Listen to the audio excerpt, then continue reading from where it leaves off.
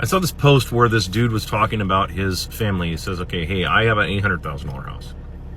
And my brother has $1 million house. My parents have $1.2 million, over $1 million house. And, other relatives all have these multiple $1 million houses. Why don't we sell all these things and then just buy like one big house on a piece of property and everybody move into that? And it's like, my answer is like, well, because most people, you understand that the 80s TV shows and sitcoms, like Fresh Prince, those people were rich. That's why they could pull that off. Plus, it's an arena-based show, so you kind of have to have all your cast of characters on a soundstage. So, most families don't get along that well.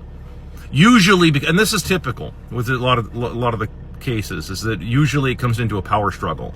The rules of the house start changing, and the rules end up benefiting like one or two people. That's just kind of how this thing works. How people work. People are that way. That's why they divide. That's natural division. All right, even at the cellular level, cells divide. That's normal and healthy. When they don't divide, that's bad, right? So, yeah, that's why these things don't tend to work. And by the way, that's assuming you could find buyers for all those respective properties at that level.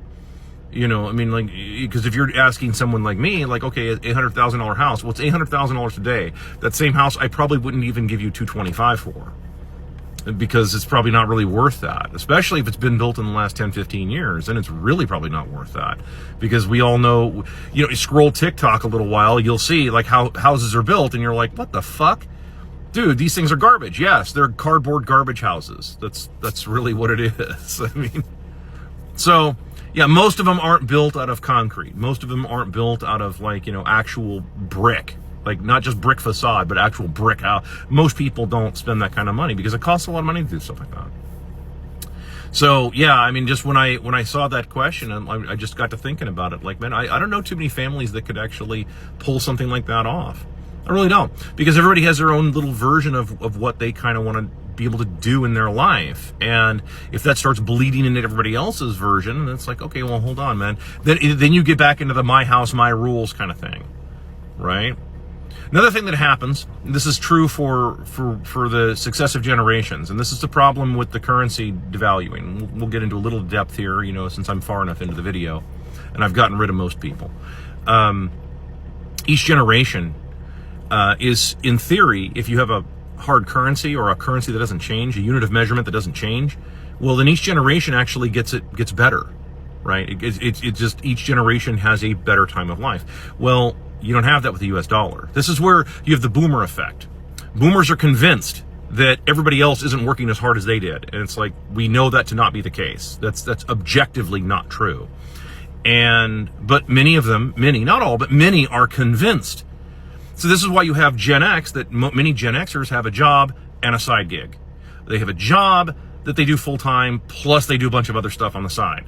Millennials have a job and 2 or 3 side gigs, and that's if they have a full-time job. They might have 2 part-time jobs and 2 or 3 side gigs.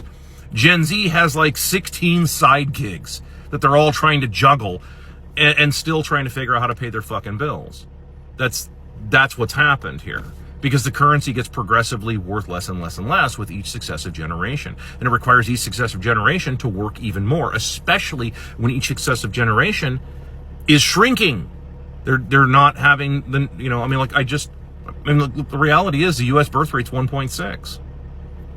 People aren't even replacing themselves anymore. That's why the need, or why they push this idea of we need to have more immigration, and there's a job shortage, there's a labor shortage. There's no labor shortage. Just you have to pay people more because you destroyed the currency. You wiped out the currency. You wiped out the spending power of the currency. And of course, so imagine for just a second here, 3 generations of people. Let's just use 3 people, 3 generations. So you got a boomer, a Gen Xer, and a millennial. Right, so all living in a house, maybe a couple of Gen Z kids, all living in a house.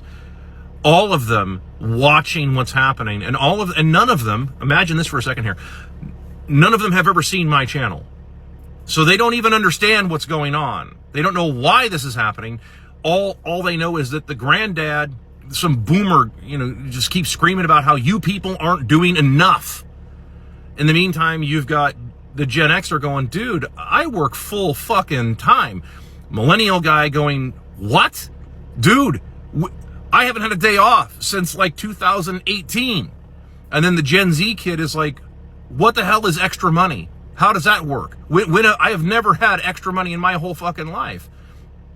Or imagine that nonsense. And nobody knowing why everybody's getting progressively more broke. Yeah, that's why they don't live in that's why people don't want to live in houses together. That's why people are getting further, they're trying to get further and further away from everybody. What do you think? The universe is still expanding. Universe is expanding for that very reason, for the 10 physicists that actually follow me. Why do you think the universe is still expanding? They're trying to get away from you fucking people. They're trying to get away from everything. Because you people are fucking nuts.